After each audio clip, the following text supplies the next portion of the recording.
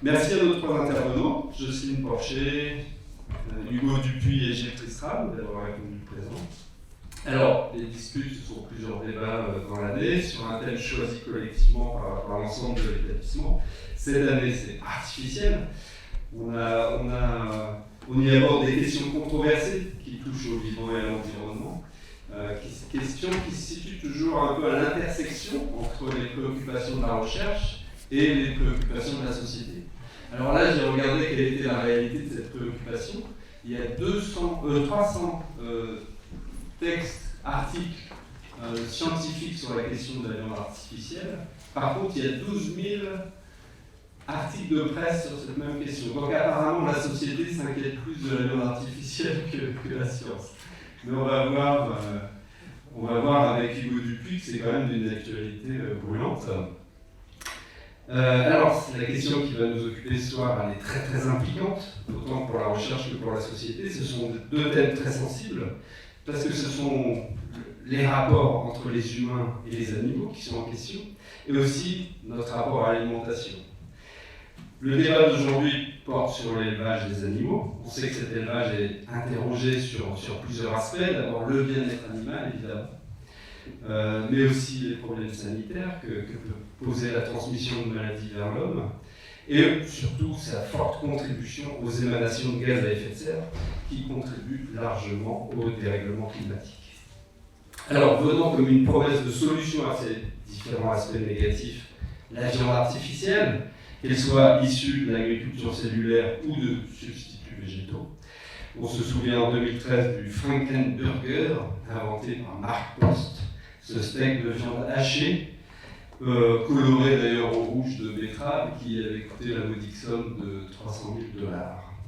La promesse, c'était un steak artificiel issu de l'agriculture cellulaire à 10 € en 2020. On va voir ce qu'il en est aujourd'hui. Je crois que quelques-uns d'entre vous ont des idées là-dessus.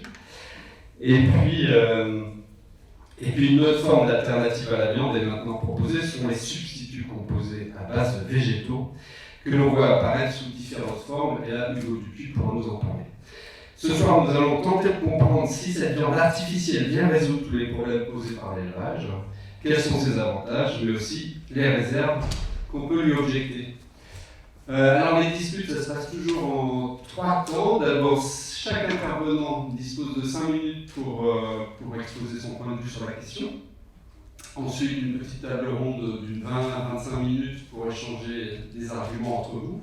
Et surtout, 1 heure entière de questions, d'interpellations, d'interventions du public sur la question. Alors, pour l'instant, vous êtes peu nombreux, mais je suis certain que les rangs vont se garnir au fil et à mesure de cette dispute.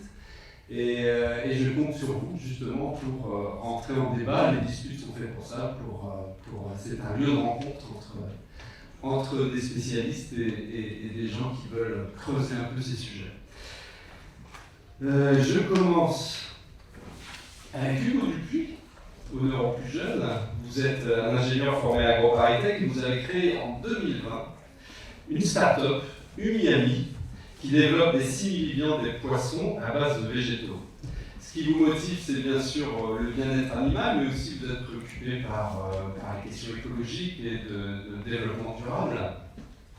Votre ambition, proposer des alternatives végétales les plus proches possibles de leurs homologues animaux, sans compromis en termes de goût, de prix et de valeur nutritionnelle. Et je vous laisse la parole. C'est bien d'avoir un micro.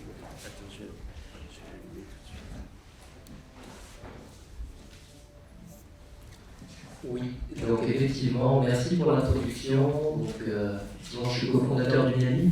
Donc nous, on est bien une entreprise qui est orientée vers le végétal. Je ne représente pas parfaitement la viande de laboratoire ce soir. Je pense que c'est un domaine qui contribue aux mêmes impacts, mais qui n'est pas basé sur les mêmes principes et les mêmes produits. Voilà. Donc, effectivement, j'ai fait mes études à AgroParisTech, je suis spécialisé en conception de produits alimentaires.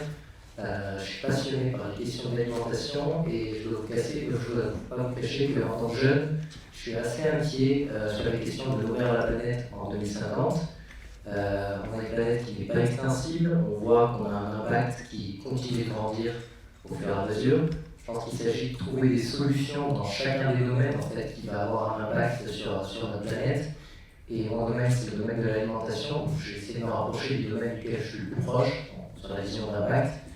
Et j'ai observé, je me suis rendu compte que l'élevage, de manière générale, était responsable, vous savez ce chiffre qui revient souvent, de 14,5% des émissions de gaz à effet de serre. J'ai observé que la production continue d'augmenter chaque année. On va faire ici la distinction entre élevage et production industrielle de viande. Je pense qu'il y a quand même il y a une distinction à faire. Mais je considère quand même que la production industrielle, c'est un système où l'animal est un outil, où l'animal n'est pas respecté, c'est vraiment une productivité maximum avec un cahier des charges à respecter. Je me suis rendu compte que c'était plus de 70% de la viande qu'on consommait même dans un pays comme la France, qui est le pays de la gastronomie, et ça m'a plutôt choqué. Je me suis rendu compte qu'en plus de polluer, cette industrie ne respecte ni les animaux, ni les éleveurs, et ni même le consommateur. Moi, en tant que développeur de produits, c'est un aspect qui m'est fondamental. Je suis passionné par les aliments, par la science des aliments de manière générale, même par la viande. Je suis d'ailleurs même un amateur de viande en termes de goût. Pour moi, c'est compliqué d'arrêter la viande. Je pense que je ne peux pas nier à côté de ça, même si j'aime la viande, son impact et les pratiques qui sont associées à sa production.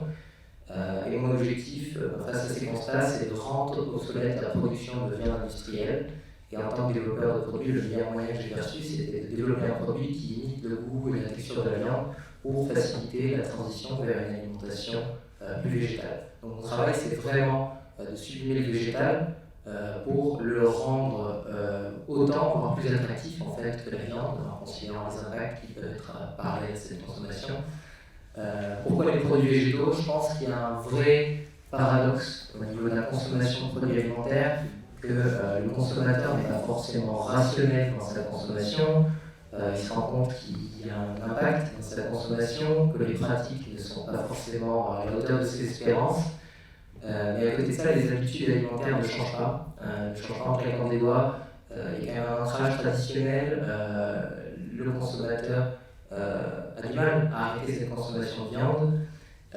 Moi-même, j'ai du mal à m'en passer. Pour faciliter la transition au végétal, je pense qu'il faut vraiment développer un produit qui imite la viande. Et il s'agit en fait du sujet du jour, en fait, la viande de laboratoire. Je trouve que c'est aussi son objectif, tout comme la viande végétale. Donc je suis là pour en parler ce soir. Et je pense que voilà, je ne prétends pas que ces solutions, ma vision, c'est que je ne prétends pas que les solutions qu'on va apporter sont des solutions miracles. Je pense que quand on parle d'alimentation, le point fondamental, c'est ça repose dans la diversité en fait, de son alimentation. Ce n'est pas des produits à consommer tous les jours. Par contre, ce que je prétends, c'est que ces solutions dont on va parler, c'est des solutions qui sont durables, qui permettent de diminuer les émissions de gaz à effet de serre, de consommer moins d'eau, de consommer moins d'espace terrestre pour cultiver, moins d'énergie, et qui peuvent apporter autant ou plus de plaisir aux consommateurs. Et voilà, je pense que notre appétit carnivore a quand même un impact non négligeable sur la planète, et qu'il s'agirait de redéfinir un petit peu son alimentation pour réduire son impact.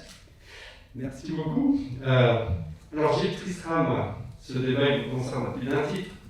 D'abord parce que vous êtes chercheur en génie des procédés alimentaires et que vous avez une grande expérience des évolutions du monde agroalimentaire. Comment s'élaborent ces nouveaux aliments de la food tech? Ça, vous connaissez à peu près tous les procédés qui existent aujourd'hui.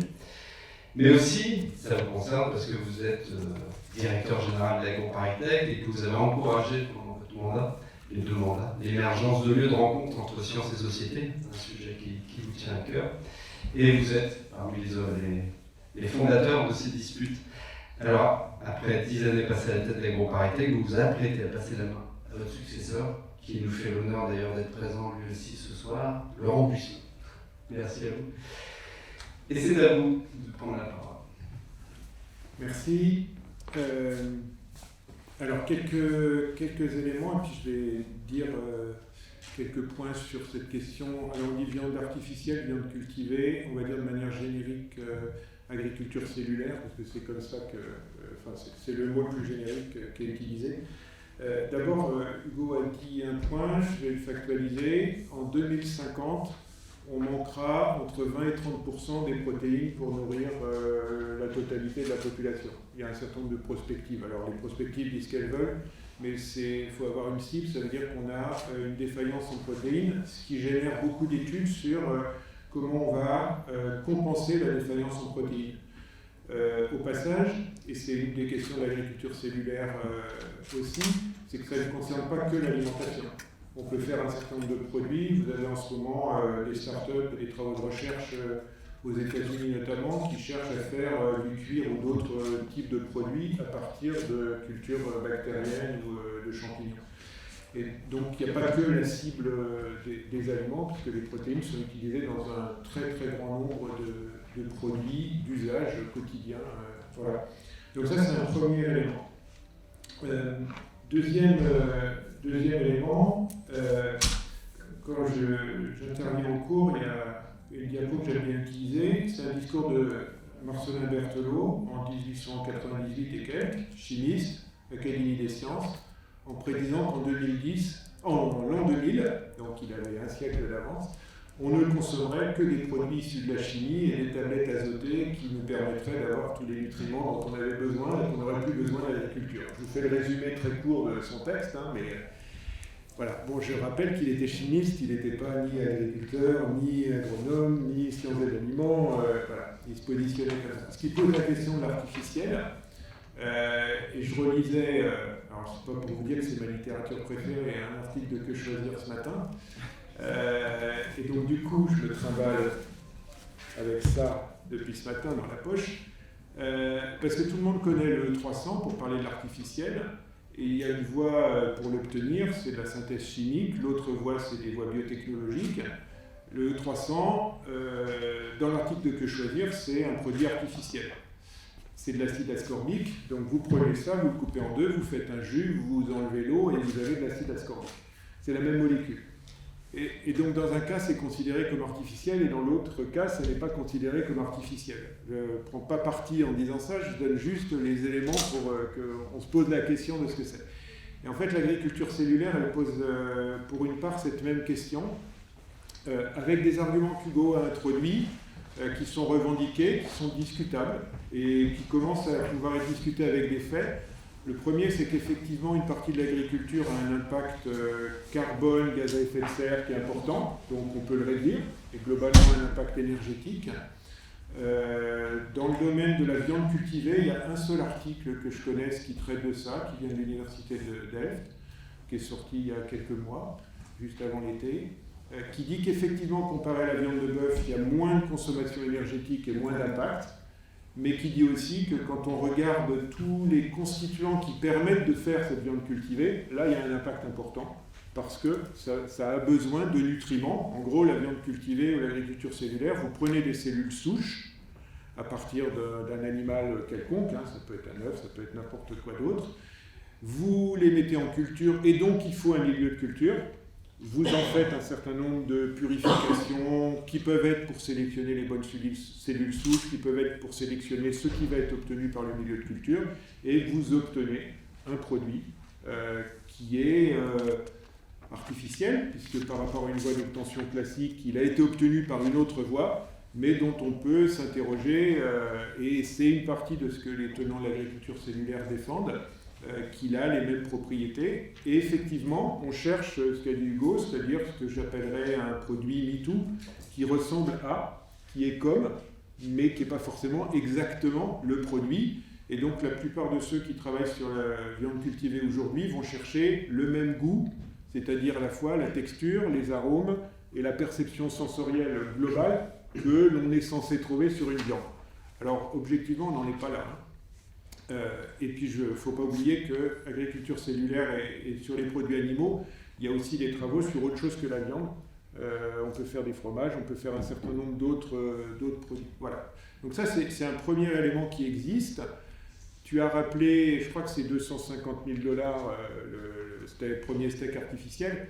Aujourd'hui, il y a quand même une bonne vingtaine de startups qui sont sur ces questions-là, avec des pays qui sont très en avance, où il y a des activités assez riches. Donc ça veut dire qu'il y a l'idée qu'on peut descendre ce coût et qu'on peut arriver à un prix de marché qui est intéressant. Voilà. Voilà, donc ça c'est un peu factuel sur ce que c'est, après on verra dans la discussion. Il y a une deuxième dimension, je pense qu'il faut pouvoir poser, c'est pour mettre la contradiction avec Hugo. Alors je défends une start-up émergente dans l'agro-paritech, je défends, je le dis. Donc, mais en même temps, il y a une vraie question qui est posée parce que il a dit lui-même, l'élevage industriel est un problème. C'est un problème sociétal, c'est un problème de bien-être animal parfois, et c'est un problème aussi d'impact gaz à effet de serre, surtout si on prend les bovins, parce qu'il y a un impact carbone et il y a un impact méthane qui est important. Et qu'est-ce qu'on se dit à la place? On va dire qu'on va faire un artefact, puisque à chaque fois on cherche à imiter un produit, hein. Go a dit, il aime bien manger la viande, il veut retrouver ça, donc on va repêcher la même chose par un ensemble de manipulations de produits d'origine végétale. Si on pousse un petit peu, ça veut dire qu'on fait ça forcément dans une usine. On ne le fait pas à domicile. Et donc si on le fait dans une usine, ça veut dire que le produit qu'on va fabriquer, il va être résultant d'un process industriel, à mettre en face de l'élevage industriel, dont on ne connaît pas forcément tous les éléments qu'il constitue. Un des grands succès dans les premiers de toute cette approche du tout végétal aux États-Unis, pour moi, c'est l'œuf artificiel qui est utilisé dans l'industrie des pizzas et de tous les plats cuisinés, qui est entièrement végétal. Le blanc est végétal, le jaune est végétal, il est reconstruit, la texture, vous le voyez, vous avez l'impression d'un œuf cuit dur qu'on mettrait dans une composition. Ça marche très très bien. Ce que j'aime bien rappeler, c'est que ceux qui ont inventé ça, qui l'ont financé, ça se passe dans la Silicon Valley et c'est 100% payé par les grands du numérique et pas du tout par le monde de l'agriculture. Je pense qu'il faut avoir aussi ce contrepoint. Voilà, mon point de vue à moi étant que la réponse n'est pas dans le tout végétal, elle n'est sûrement pas dans l'agriculture cellulaire, et ça on va en discuter, même si c'est une voie et je pense qu'il faut continuer la recherche dans ce domaine-là. Mais par contre, elle est dans comment on peut combiner au mieux les ressources d'origine animale dont on a besoin par ailleurs pour l'agriculture, pour fertiliser, pour un certain nombre de raisons, et des ressources végétales et obtenir des propriétés sur des produits qui vont faire qu'en termes de santé, en termes de gustation, en termes de propriétés technologiques, ils correspondent aux attentes qu'on peut en avoir en tant que consommateur. Et je le précise, dans notre diversité, puisqu'on n'a pas de raison d'avoir envie d'aimer les mêmes choses les uns et les autres. Et donc, a priori, l'offre nous permet de faire tout ça. Ok, merci. Donc bientôt, si c'est le monde du numérique qui finance tout ça, une imprimante 3D pour le steak de demain, c'est ce dont on va nous parler certainement. Jacinthe Porcher.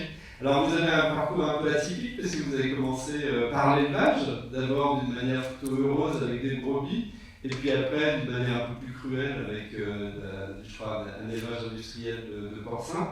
Ensuite, vous avez repris des études pour devenir sociologue et vous êtes aujourd'hui directrice de recherche à INRAE.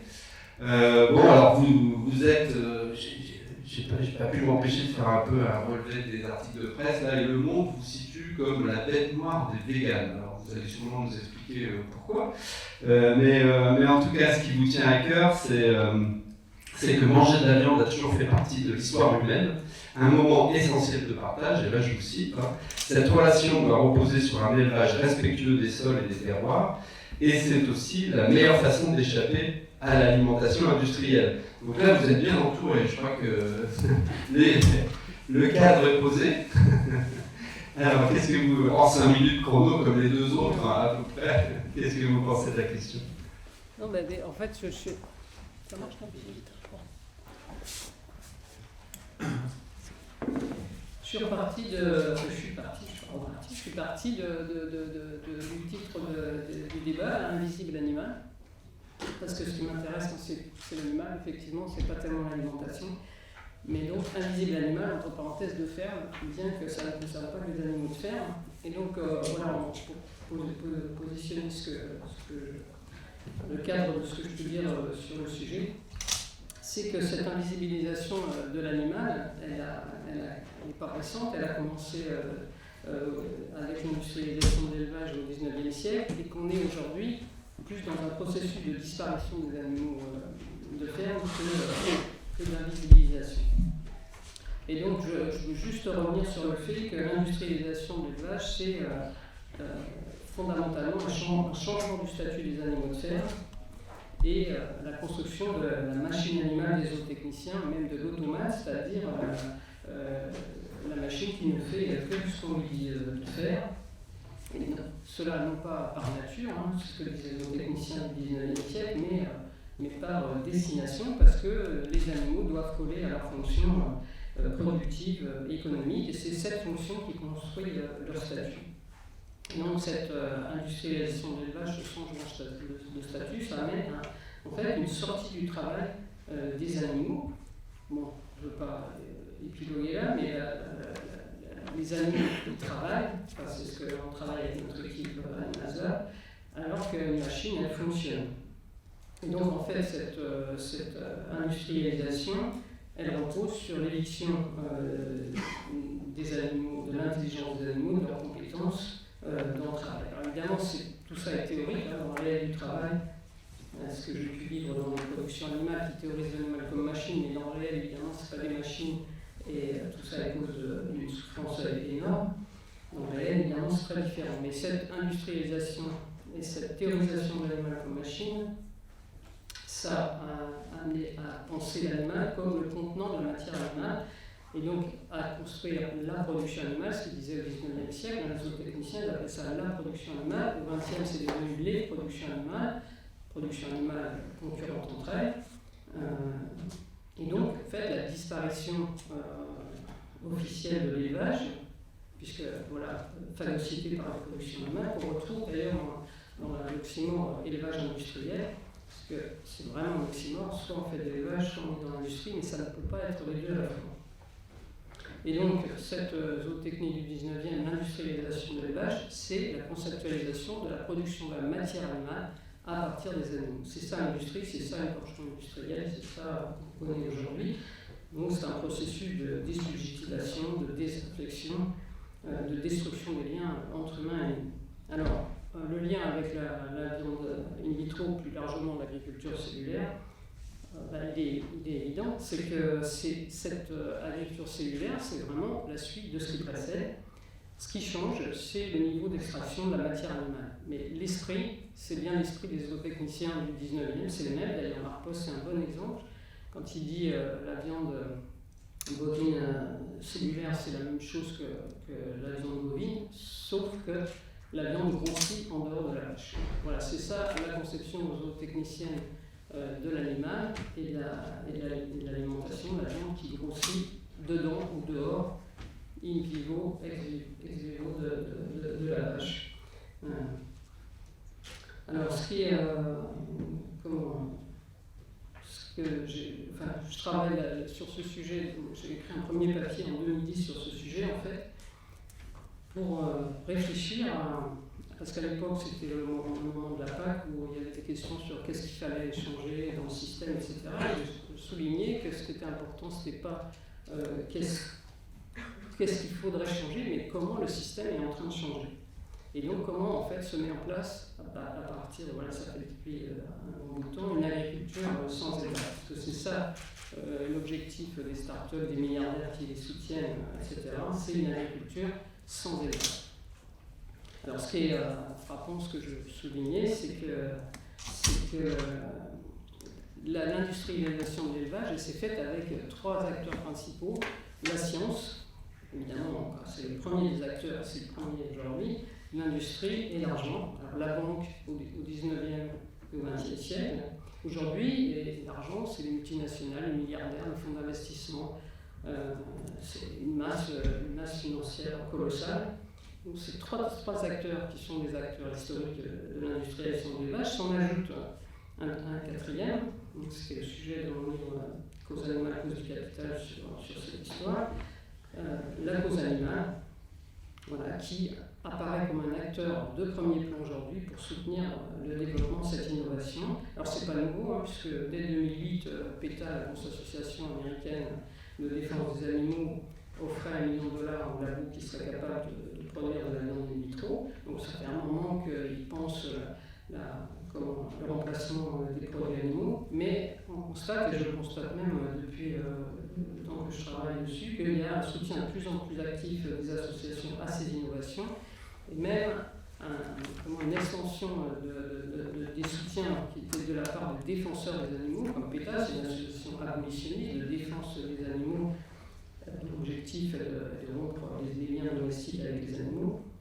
Il y a aussi aujourd'hui la protection animale qui défend cette viande in vitro.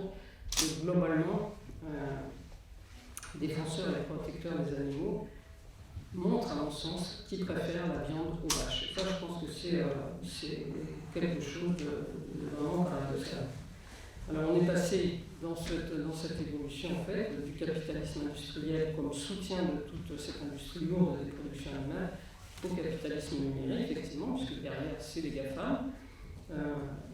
Même s'il faut souligner, à propos d'industrie lourde ou d'industrie biotech, que la rentabilité, quand même, de cette histoire de viande in vitro, de l'agriculture cellulaire, elle dépend quand même de la capacité de ces entreprises à produire en masse, ou à dépasser la petite production de start-up. Alors c'est ce qui commence à se mettre en place, par exemple, avec Future Meat, qui vient de construire une usine en Israël en lien avec Nestlé, parce qu'évidemment, les gros acteurs de l'industrie de la viande mettent des billes là-dedans, hein, comme Tyson Foods aux États-Unis, qui met des billes Nestlé, par exemple.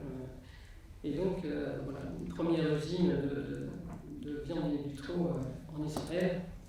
Il y a des alliances, ce qui n'était pas le cas il y a 2-3 ans, des alliances entre les startups et des grosses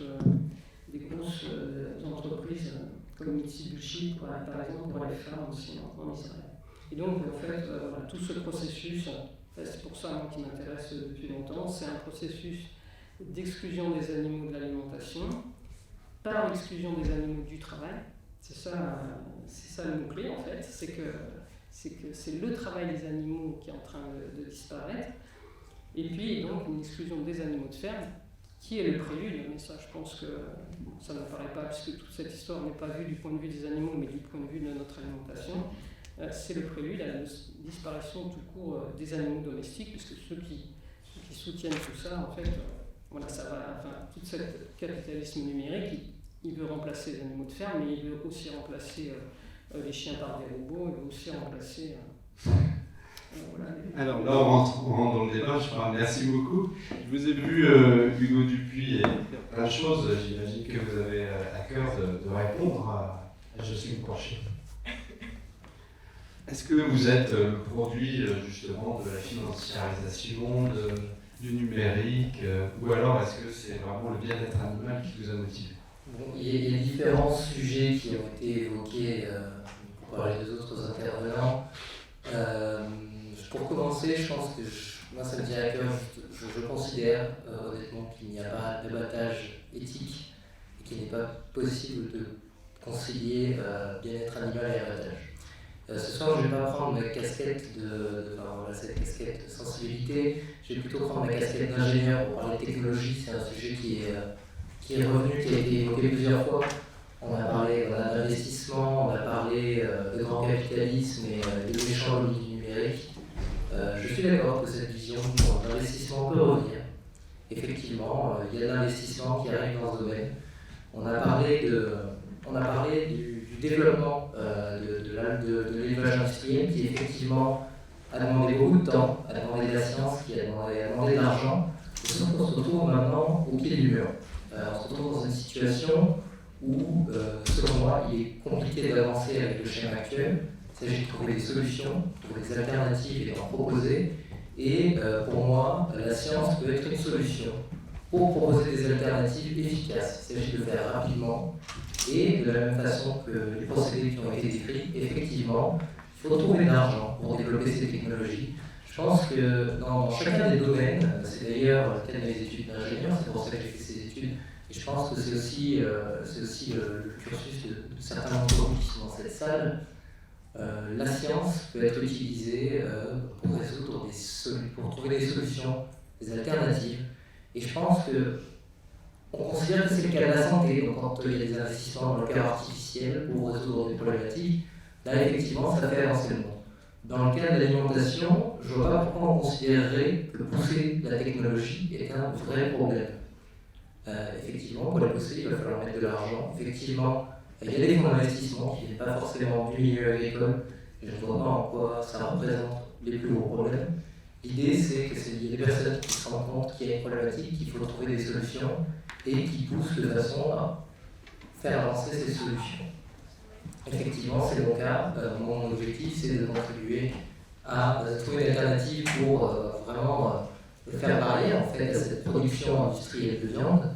Et je pense qu'ici, on est tous d'accord sur le fait que la production de viande industrielle est une calamité. On est aussi d'accord sur le fait que ça représente 70% des volumes totaux et qu'il n'est pas parti pour diminuer. Alors je me demande vraiment comment on peut lutter efficacement contre cette calamité sans la substituer. Alors, est-ce que on la remplace par une nouvelle chaîne de fabrication dans une usine? Est-ce que c'est ça votre solution? Est-ce que la solution c'est le nouveau ERTA par exemple alors je dis ça, je provoque un peu, vous savez bien. Est-ce que l'objectif, l'ambition, c'est de devenir le nouveau ERTA et remplacer les produits carnés par quelque chose d'autre? Par les mêmes biais de production, je veux dire, c'est-à-dire les mêmes usines, les mêmes chaînes, les mêmes processus. Je pense qu'il ne faut pas diaboliser l'industrie, notamment dans l'agroalimentaire, ça représente une énorme partie des produits qui sont consommés au quotidien. Je pense que cette industrie a aussi besoin d'être repensée. C'est une industrie qui est jeune. Quand on voit le domaine de la simili-viande, le domaine dans lequel je travaille, ça fait peut-être 20 ans que des entreprises développent des solutions dans ce domaine-là. Donc effectivement, c'est un domaine qui n'est pas mature. Il y a encore des produits qui sont présents sur le marché, qu'on voit beaucoup, qui sont perçus comme étant ultra transformés. Mais je pense que ce n'est pas pour autant qu'il faut jeter la pierre à cette industrie. Ce n'est pas pour autant qu'il peut y avoir des solutions plus durables qui peuvent être développées avec le temps. C'est aussi le cas, et c'est ce qu'on essaie de faire avec notre technologie, la technologie qu'on a développée avec Unami.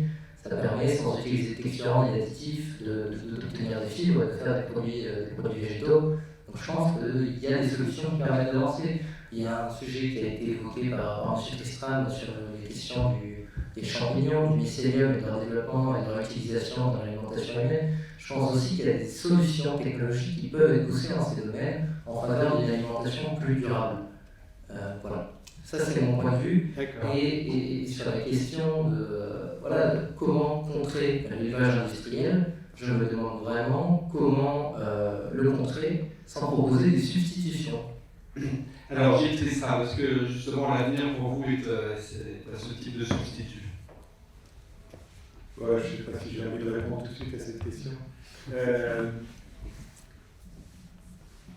L'agriculture a besoin de l'élevage et a besoin de l'élevage. Moi, je suis convaincu de cette dimension-là. En même temps, il y a une diversité de formes d'agriculture et il n'y aura pas de l'élevage sur chacune des fermes. Et qu'il y a tout un tas de conditions pour faire de l'élevage. Et je pense qu'il y a des résultats de la recherche, de l'apprentissage, de l'expérience de ceux qui font de l'élevage.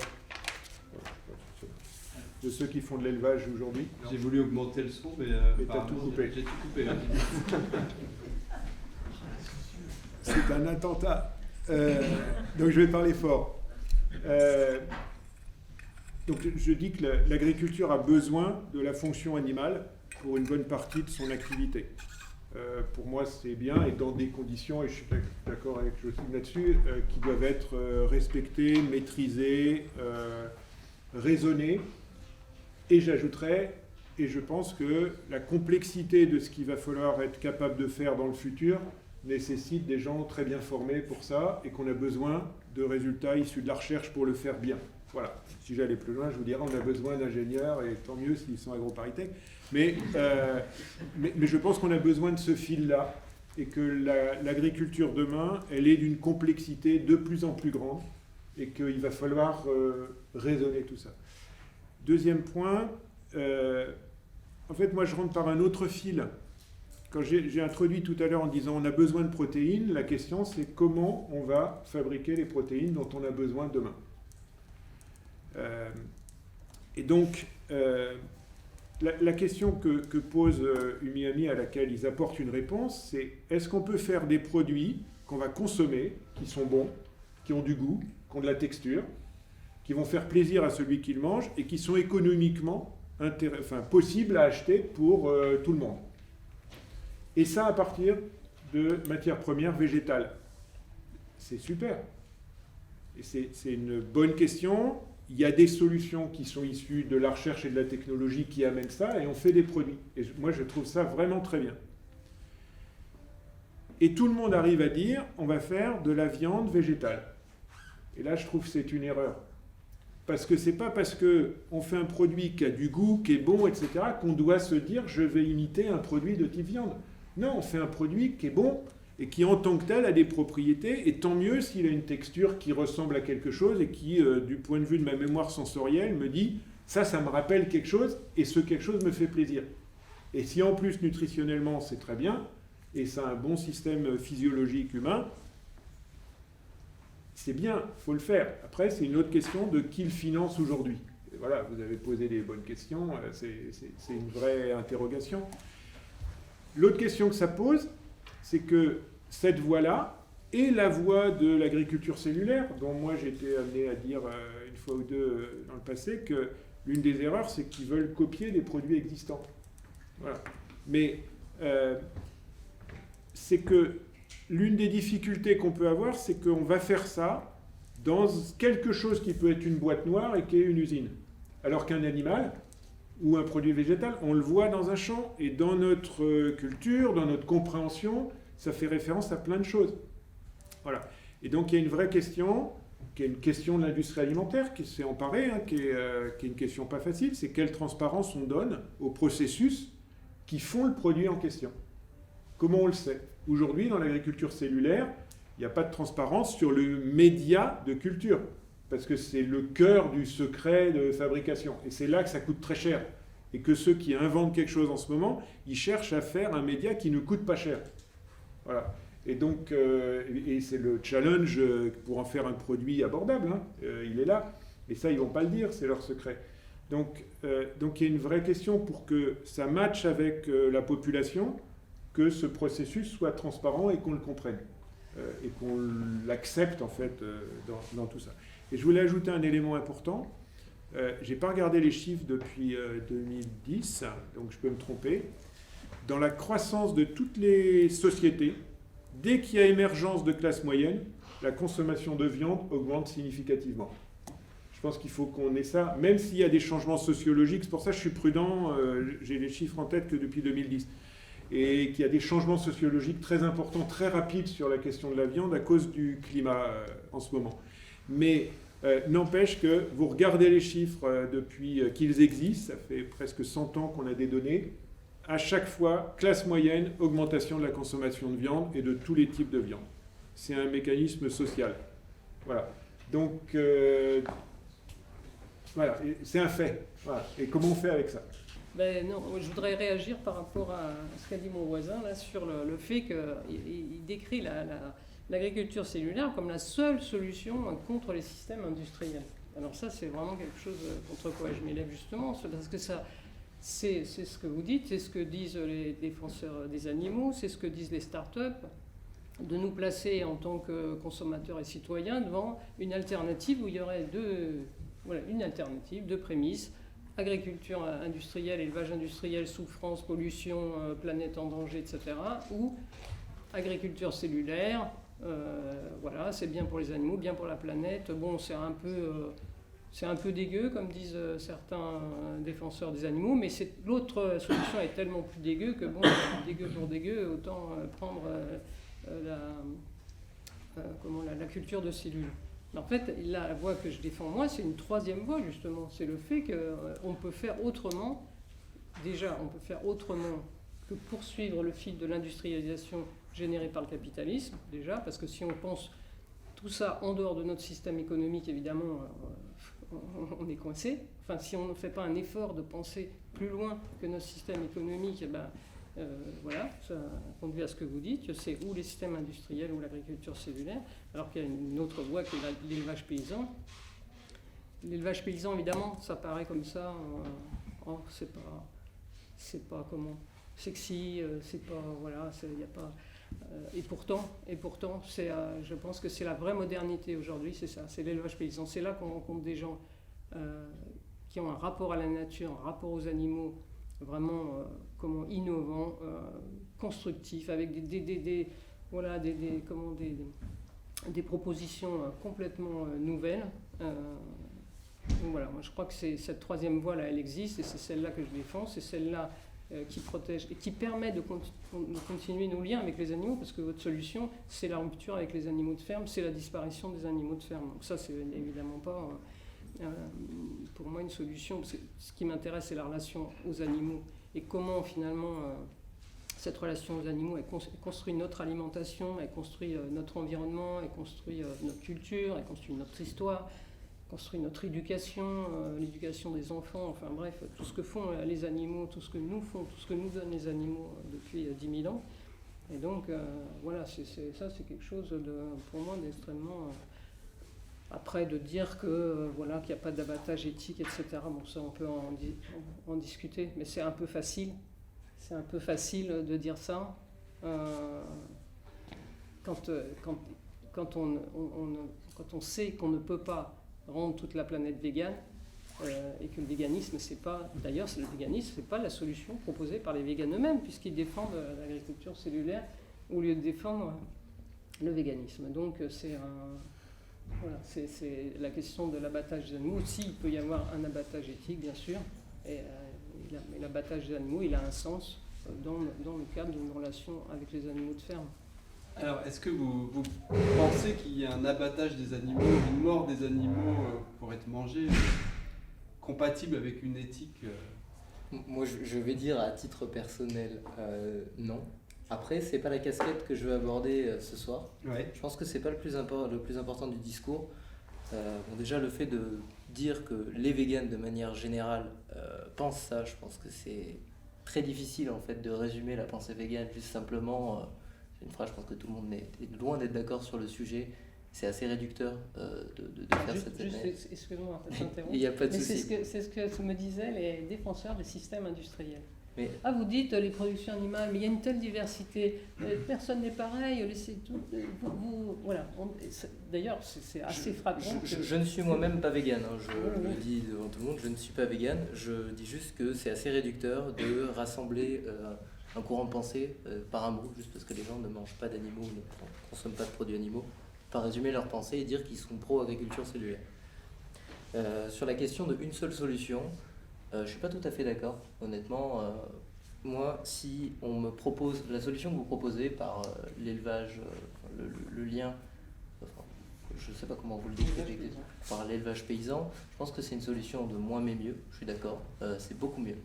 C'est pas la solution que je mets en avant, mais c'est une solution qui est mieux. Par contre, le moins mais mieux, à l'heure actuelle, je pense pas que ce soit... Enfin, si on me le propose, je signe tout de suite. Mais j'ai pas l'impression que ce soit la solution qui pousse le plus à faire reculer l'élevage industriel. Ça, c'est ma vision. Alors, je crois qu'on a tous pris conscience à peu près des trois visions que vous défendez. C'est peut-être le moment justement de demander au public de les interroger, ces visions-là. Est-ce qu'il y a des premières questions avec des voix pas nécessairement puissantes, mais qui remplissent un peu l'espace? Une première question, c'est toujours la plus compliquée, évidemment. Oui? Oui, bonsoir. Je me pose toujours la question de l'énergie quand on évoque le fait de produire de la nourriture ou éventuellement la force du travail aussi. Voilà. Le pétrole a multiplié grandement notre force de rendement et de fabrication. Et on sait que ça s'arrête à un moment, rapidement. Donc je voudrais un peu vous interroger sur cet aspect-là. Il est difficile d'envisager la production de nourriture dans un système industriel sans une énergie foisonnante. Et à l'inverse, on peut imaginer aussi qu'avec le pétrole, les animaux reviendront, peut-être qu'ils pourraient revenir au centre de la production de nourriture.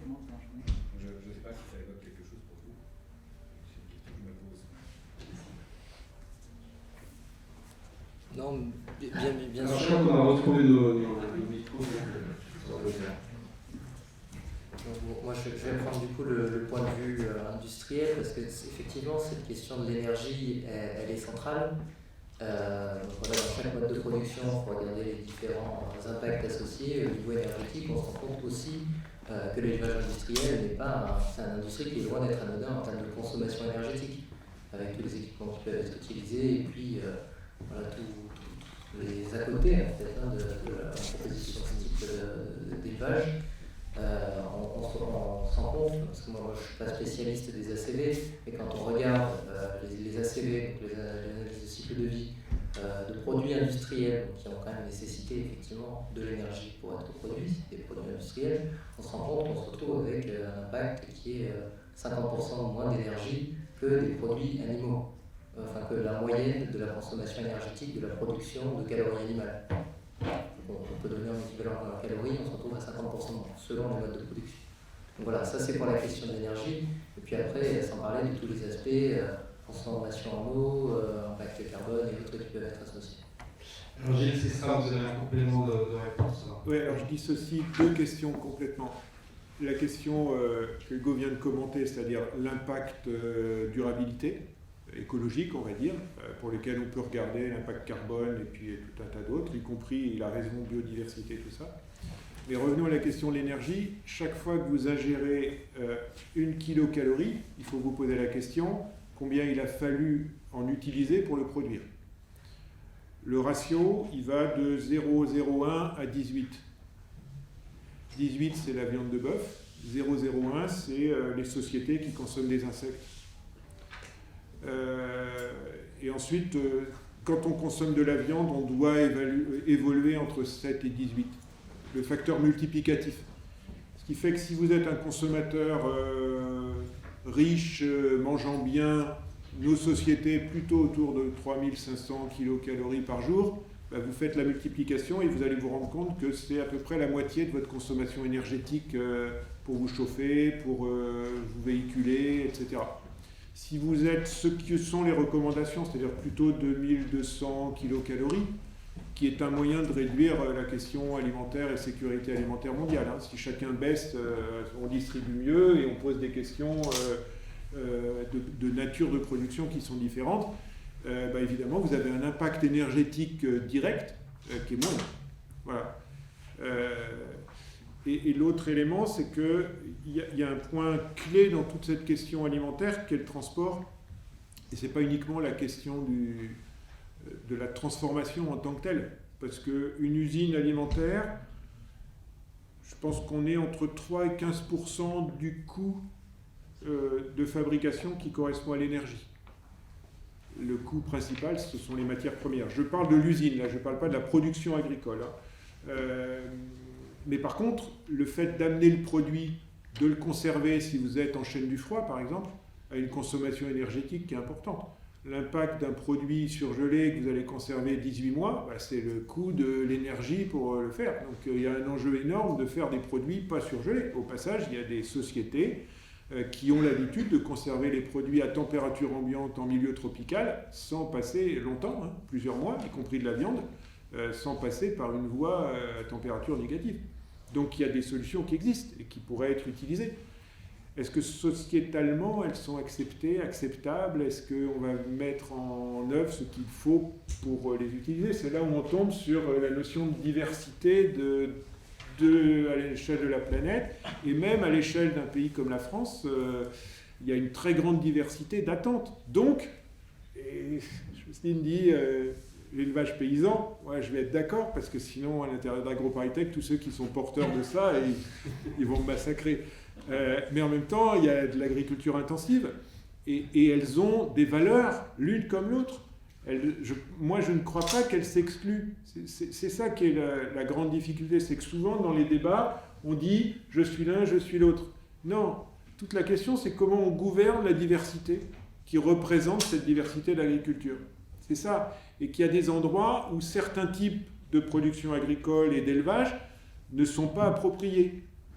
Il y a d'autres endroits où c'est approprié. Et donc c'est ce raisonnement qu'il faut être capable de faire. Mais je redis, il est inhérent pour le faire de manipuler aujourd'hui une très grande complexité. Et dans cet ensemble-là, il y a des solutions telles que Miami qui arrivent et qui sont des solutions pertinentes parce qu'elles amènent une réponse logique. Voilà. Et demain, il en naîtra d'autres. Comme ça, je suis prudent sur le futur.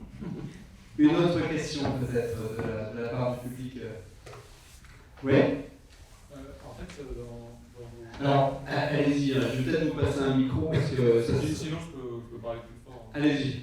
Merci. Dans les 3 présentations, en fait, on part du postulat qu'il y a une nécessité d'apport d'un apport minimal en protéines animales pour tout le monde. Alors là n'est pas l'idée de supprimer totalement les protéines animales de l'alimentation humaine, mais ça part, et comme vous l'avez dit,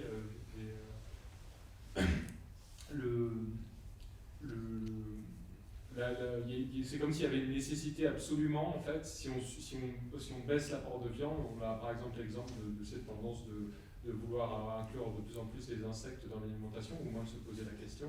Et en fait, il y a vraiment cette tendance, si on n'a plus d'apport animal qui vient de l'élevage industriel, alors soit on va aller vers de la viande de synthèse, soit on reste sur de la viande, mais par exemple sur un élevage paysan. Et il y a toujours cette notion de, en fait, notre source de protéines, elle vient nécessairement de la viande.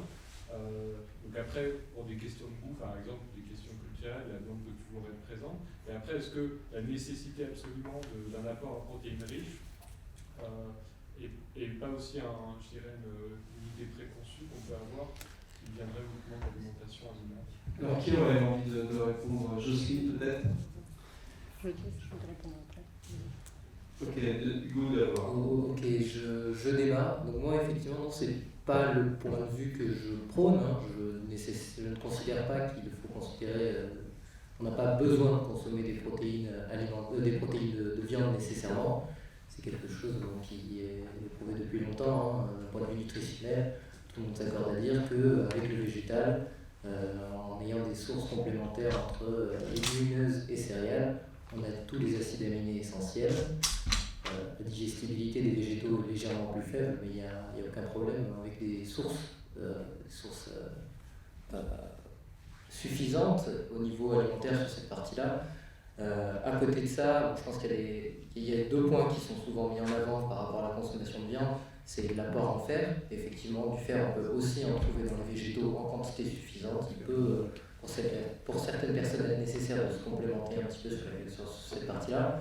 Et sur la partie vitamine B12 qui effectivement est quasi exclusive à la viande, qu'on retrouve dans certaines algues ou autres, mais qui est un supplément, il y a d'ailleurs des suppléments véganes de B12 qui existent et donc on peut consommer 100% végétal sans aucun problème. Et c'est d'ailleurs nous ce qu'on met en avant. Et pour répondre à cette question, nous pourquoi est-ce qu'on propose des produits qui imitent le goût et la texture de la viande? C'est aussi pour, en fait, si je reviens sur cette question de mécanisme social de consommation de viande qui a été évoquée tout à l'heure par M. Tristram, je pense que voilà, il y a vraiment un ancrage traditionnel par rapport à la viande, que les gens ont du mal à s'écarter de cette consommation de viande parce qu'on a l'habitude d'en consommer, c'est un produit qui est traditionnel. Et pourquoi on propose ces alternatives? C'est qu'il s'agit en fait de changer ce qu'on mange et pas la manière dont on consomme pour consommer du végétal à la place de l'animal. Et c'est cette solution qu'on met en avant. Et je laisse du coup la parole pour le complément. Non, c'était juste pour souligner que c'est... Parce que ce qui m'intéresse encore, je le redis, c'est la relation des animaux. Donc raisonner en termes de protéines, voilà, est-ce qu'on remplace les protéines animales par des protéines végétales? Voilà, le raisonnement en protéines, ça me semble un raisonnement hyper comptable, hyper utilitariste, qui oublie en fait que derrière la viande, derrière les produits animaux, parce que c'est comment il y a la viande, il y a une polarisation sur la viande à cause voilà, des chiffres de la FAO là, depuis quelques années, des 14,5% voilà, par les ruminants, enfin, en oubliant complètement tout ce que nous apportent les ruminants dans les prairies, etc. Mais du coup, on oublie voilà, que s'alimenter, c'est pas seulement consommer des protéines, c'est être en lien avec le monde, c'est une relation. On dit qu'on est ce qu'on mange. Voyons vers quoi on nous oriente et vers quoi on nous oriente de ce qu'on va manger. Quoi. Alors l'agriculture cellulaire, c'est le pire de tout, c'est pas le cas de ce que propose le voisin, mais voilà, derrière l'alimentation, il y a des liens. Il y a des biens, comme disait Mousse, il y a des liens, comme je parlais de moi. Et c'est ces liens aussi qu'il faut mettre en avant. C'est pour ça qu'on consomme des produits animaux. Si on consomme des produits animaux, ça n'a pas pris nos aïeux, ça leur a pas pris comme ça. Non, on vit avec les animaux, on travaille avec les animaux, on mange tous les jours. Aujourd'hui, on est des milliards sur la Terre. Ben, voilà, et c'est pas de dire on enlève la viande, allez, on enlève la viande, on fait un lundi végétarien à la cantine. Bon, un lundi végétarien, végétarien, il y a des produits animaux dans le végétarisme. Hein. Il y a les végétariens, ils peuvent être végétariens parce qu'il y a des gens qui mangent de la viande. Enfin, ça, je le dis et je le redis sans arrêt. Le végétarisme, les végétariens, c'est les premiers qui devraient défendre d'autres formes d'élevage, et d'élevage paysan, voilà, parce qu'ils ont besoin de produits animaux. Voilà, effectivement aussi, et centralement par le fait de la vitamine B12 qui fait qu'effectivement un végétarien peut se passer de viande, mais pas se passer de produits animaux.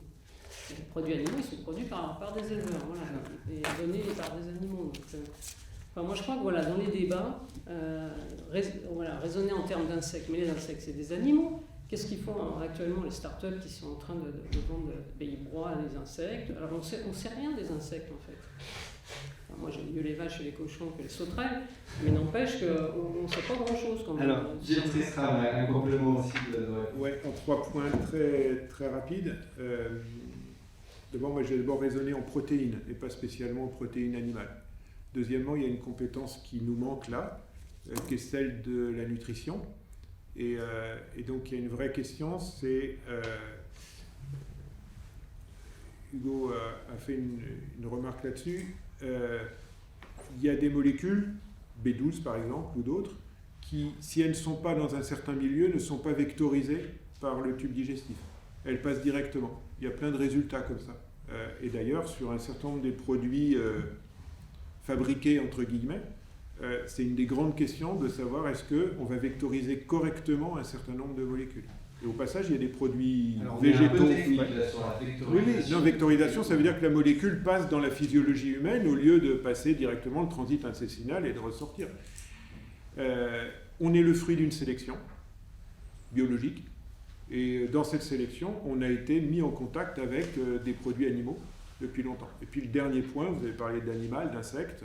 Je vous rappelle quand même que les petits bébés allaités par leur mère, c'est un produit animal.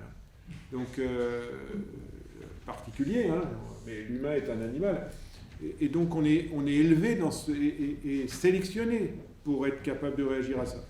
Moi, j'ai lu des papiers, mais je ne vais pas m'avancer parce que je ne me sens pas nutritionniste, où certains nutritionnistes considèrent que dans la petite enfance, sans produits animaux, on met en danger les enfants. Voilà. Donc, c'est tous ces éléments qu'il faut être capable de positionner. C'est pour ça que je dis, globalement, je pense qu'on a besoin de la ressource animale dans notre alimentation. Ouais. Mais après, une vie, c'est long. Hein. On va reprendre d'autres questions, peut-être du public. Oui, en haut. Sans masque, peut-être, ça sera plus simple, en effet. Merci. D'abord, un grand merci, c'est extrêmement stimulant et je trouve qu'à travers la question dont vous êtes saisi, vous abordez énormément de questions sociétales, environnementales, éthiques, etc. Et c'est en cela que c'est passionnant. Et alors, reste une question. J'ai bien compris que l'affaire du débat était de savoir est-ce que jusqu'où on pouvait finalement promouvoir des protéines qui ne seraient pas animales versus des protéines animales, etc. Dans l'hypothèse où on s'accorderait sur l'idée qu'après tout, à partir du moment où il y a une demande végane, on peut chercher à la satisfaire à condition qu'elle ne soit pas exclusive et qu'elle n'empêche pas les amateurs de protéines animales de continuer à la consommer. Resterait la question de savoir, et que se posent les consommateurs de protéines animales, la question de savoir comment néanmoins revisiter, repenser les conditions de l'élevage et surtout de l'abattage industriel des animaux. Et en disant ça, mais je pose la question parce qu'il m'est revenu en mémoire un livre que vous avez peut-être lu, qui s'appelait Bidoche, et qui était une enquête sur l'industrie de la viande. Et l'auteur était assez convaincant parce que il se revendiquait consommateur commandes de viande animale, tout en voulant dénoncer la manière dont l'industrie produisait cette viande. Et alors, dans la foulée de cette question, et j'arrêterai là, peut-être peut-on aussi dépasser le manichéisme que j'ai eu le sentiment de voir apparaître entre les tenants de la technologie et ceux qui seraient tenants d'une approche plus traditionnelle des choses. En fait, la technologie pourrait aussi servir une nouvelle conception, une nouvelle approche de l'industrie, de l'élevage industriel, d'autant plus que les éleveurs sont déjà rompus à la technique, l'ont intégré dans leur fonctionnement. Et donc, jusqu'où le numérique pourrait contribuer à revisibiliser une industrie de l'élevage pour la rendre plus respectueuse du bien-être animal, en espérant ne pas avoir été trop confus. Est-ce que, oui, Jocelyne? Oui, non, je voulais juste dire, c'est Fabrice Nicolino qui a écrit ce livre, Village, qui est effectivement, c'est un des premiers journalistes, d'ailleurs, bon, je le dis comme ça, à s'être intéressé à la recherche, à avoir le premier article grand public que j'ai lu, c'était lui en 2000. Voilà, c'est quelqu'un que j'aime beaucoup, que j'ai beaucoup de respect, effectivement. En même temps, de mon point de vue, non, c'est par rapport à mon travail, à la description de ce que c'est que les productions animales, de leur caractère industriel, qui fait que le statut de l'animal, c'est un objet industriel. Déjà, à partir de là, c'est foutu. Voilà. Et un animal, c'est pas un objet industriel. Donc il n'y a pas d'amélioration. Et en plus, la question des abattoirs, de mon point de vue, elle n'est pas dissociable de la production. On produit, je suis bien placé pour le savoir, j'ai travaillé à la fois moi-même comme salarié là-dedans et après comme chercheur. On produit les cochons comme on les tue. C'est parce qu'on tue les cochons en masse, parce qu'on les produit en masse. C'est ce que disait déjà Todd Sinclair au début du XXe siècle. C'est une industrie. Ou comme un film comme Notre pain quotidien, un film, je ne sais pas si quelqu'un l'a vu, c'est une merveille ce film, un film uniquement fait de plans séquences dans les productions animales et végétales, dans l'agriculture industrielle, où on voit qu'est-ce que c'est que le travail du point de vue des animaux, du point de vue de la nature, des plantes, enfin des plans mais extraordinaires. C'est un film, vraiment je vous encourage à le voir. Il décrit ce que c'est que le rapport industriel à la vie, aux vivants, aux plantes, aux animaux et aux gens, aux personnes eux-mêmes. Et donc voilà, moi je pense que le système industriel n'est pas améliorable parce que le statut, c'est pour ça que j'ai commencé par le statut de l'animal, le statut industriel de l'animal, la machine, l'automate, conceptualisé au XIXe siècle et qu'on voit à l'œuvre dans les systèmes industriels aujourd'hui, c'est ça le problème. C'est pour ça qu'en élevage paysan, ce statut d'animal n'est pas du tout le même. Donc c'est là qu'il y a des marges de manœuvre. Et c'est l'élevage paysan qu'on peut moderniser, voilà, qu'on peut et pourquoi pas technologiser les barrières comme si la traite dehors. Enfin, j'en sais rien. Il y a des tas de choses à inventer. D'ailleurs, les éleveurs sont tout à fait innovants. Donc, mais améliorer le système industriel, non, simplement. Alors, on va peut-être prendre une autre question. J'ai vu des mains qui s'étaient levées. Oui, au premier rang, oui. J'apporte autre chose, j'aimerais avoir vos réflexions dessus. Je ne suis pas du tout dans le domaine de l'agriculture, mais j'ai juste le souvenir de mes grands-parents qui avaient un cochon, des poules, des lapins, il y avait d'autres, je crois des oies. Et puis, ils mangeaient leurs protéines comme ça. Mes parents ont eu que des lapins. Moi, je n'ai aucune animaux de compagnie ou animaux que je pourrais manger. Est-ce que le futur de l'alimentation, elle est exclusivement les autres produisent de la nourriture pour ceux qui n'en produisent plus, ou est-ce que vous voyez un futur où finalement c'est les individus qui produisent leur propre consommation? Je ne sais pas où vous habitez. Toutes les projections qui sont faites, alors le Covid va peut-être changer un petit peu si on les fait demain, annoncent que, je ne sais plus à quel horizon, mais 80% des populations vont vivre dans les villes. Il y a une concentration, il y a une hypermétropolisation d'un certain nombre de villes, et donc du coup, il y a une question de l'éloignement des zones productives. Et donc, pour répondre à votre question, là, oui, il y a de moins en moins de personnes qui produisent leur alimentation. Néanmoins, on voit ressurgir pour des raisons qui ne sont pas que des raisons je vais m'alimenter, mais elles sont aussi sociales, le lien social, ce qu'on met dans l'agriculture urbaine ou périurbaine. On voit rejaillir des jardins partagés éventuellement pour une production qui ne fera pas l'alimentation de toute une année. Hein. Il y a des familles qui vivaient avec un cochon pour l'année dans tout un tas de zones agricoles, rurales, on va dire.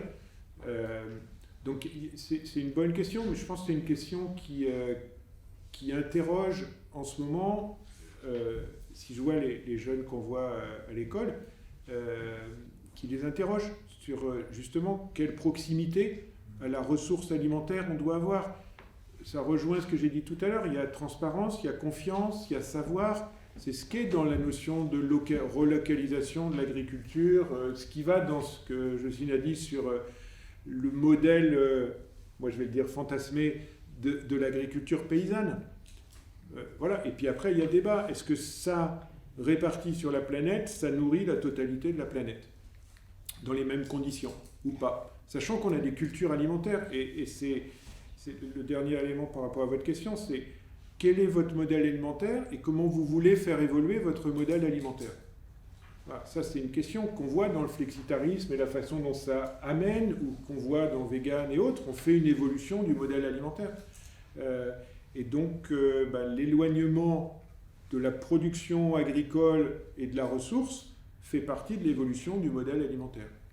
Je suis sûr que si on interroge des gamins, il y en a plein qui n'ont jamais vu un certain nombre de produits.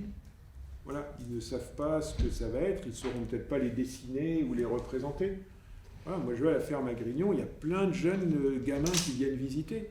Ils adorent ça, de venir faire cette visite. Parce qu'ils n'ont pas l'occasion de voir un élevage, en l'occurrence une production agricole. Alors, est-ce qu'il y a d'autres questions? Alors c'est vrai aussi que... Oui? Monsieur peut-être, non? Allez, allons-y. Je vais essayer de faire ça, c'est pas évident parce que le débat est passionnant et parce que c'est des questions complexes. Mais je voudrais faire une analogie en déplaçant un petit peu sur le côté de la pêche entre le crustacé et le bâton de surimi. Parce qu'on a un peu les deux positions d'une certaine manière. Oui, le bâton de surimi, c'est encore un produit animal, mais franchement, le lien avec l'animal est comme très tenu, à part les dessins qu'il y a sur le packaging, mais on ne perdait pas grand-chose à le transformer en quelque chose de purement végétal, par exemple. Mais évidemment, si on mangeait que ça, on serait dans cette rupture du lien animal avec l'environnement de l'animal. Et je pense que c'est intéressant de comparer avec... quand on achète un crustacé ou on pêche, encore mieux, c'est une alimentation qu'on tue soi-même. C'est quelque chose de très particulier. On n'est pas des fermiers, mais on le fait. Et effectivement, ça maintient avec l'animal un lien, c'est paradoxal, mais la question de la souffrance se pose. Quand on le met dans une casserole, c'est pas un acte innocent du tout, enfin on y pense. Et je pense que ça maintient un lien fort, y compris quand on mange. On sait que cette charge a été donnée par un animal, c'est quelque chose de très particulier. Alors, est-ce que c'est ça peut-être les deux positions qui sont là et qui sont conjointement des possibles pour l'avenir? Alors, c'est pareil, un tourteau ou une araignée, ou encore un homard, on n'en mange pas tous les jours. Est-ce que ces deux solutions sont, finalement, qui se dessinent sur la possibilité, en réduisant cet élevage industriel au milieu, qui pose tout un tas de problèmes, mais est-ce que aussi il n'y a pas un risque qui est peut-être déjà là, que d'un côté, l'alimentation synthétique, finalement, elle soit faite pour les masses, voilà, pour les gens qui n'ont pas les moyens, comme le surimi, où on donne aux enfants plutôt que de leur acheter leur donner du homard tous les jours, quelques bâtons de surimi dans les pâtes, et puis ça y est. Et puis de l'autre côté, il y a une viande, produit de qualité avec moins de souffrance, qui est pour l'élite ou pour les moments cérémoniels, quoi, je sais pas. Alors là, vous allez faire un déchirement social aussi des alimentations, qui apparemment existe dans la viande d'aujourd'hui, entre par exemple le porc bourré de dextrose, qui est pas cher, la saucisse certain, qui est pour le commun des mortels, et puis la viande de qualité qui là est pour l'exception. Sans doute que Jocelyne vous sentez un peu interpellée sur ces questions. Oui, juste pour effectivement souligner que les systèmes industriels, enfin, l'alimentation industrielle d'un côté, par exemple, les personnes qui peuvent manger des produits issus des vaches paysannes, il y a déjà un fossé entre voilà, la nourriture vendue au supermarché pour une certaine catégorie de personnes et l'agriculture cellulaire va reproduire ça, puisqu'elle prétend remplacer, rendre obsolète, comme a dit mon voisin tout à l'heure, en reprenant un terme de Joshua Tetrick, qui est un des pionniers de cette agriculture cellulaire, rendre obsolète le système industriel pour le remplacer, mais c'est effectivement pour les masses populaires. Et d'ailleurs, effectivement, les mêmes qui consomment les produits industriels en masse dans les grands supermarchés, c'est pour cela que cette agriculture cellulaire est développée. Et c'est ce que dit PETA d'ailleurs, d'une manière, avec le cynisme qui les caractérise. Il dit que les grandes substances, mais vous pouvez retrouver la citation exacte, les gens finalement sont pas capables d'être moraux dans leur relation à leur alimentation, ils vont l'être malgré eux, parce qu'on va leur fourguer l'agriculture cellulaire. Donc ils seront moraux malgré eux. Voilà, c'est ça la pensée qui est derrière. C'est une pensée élitiste, mais qui est héritée. C'est pour ça que je commence par le 19e siècle, parce que c'est hérité des rapports sociaux du 19e siècle, de la protection animale, c'est la bourgeoisie, la libération animale, c'est les classes moyennes, il y a des rapports de classe derrière, il y a des rapports sociaux et des rapports de classe derrière nos relations aux animaux. Et donc effectivement, si on pense à un minimum de justice alimentaire, évidemment qu'on ne s'oriente pas vers l'agriculture cellulaire. Enfin, c'est un vecteur d'injustice. Hugo Dubuis, je sens que vous aurez envie d'intervenir. Est-ce que vous travaillez pour les classes populaires ou pour l'élite lumienne? Qui c'est que vous visez?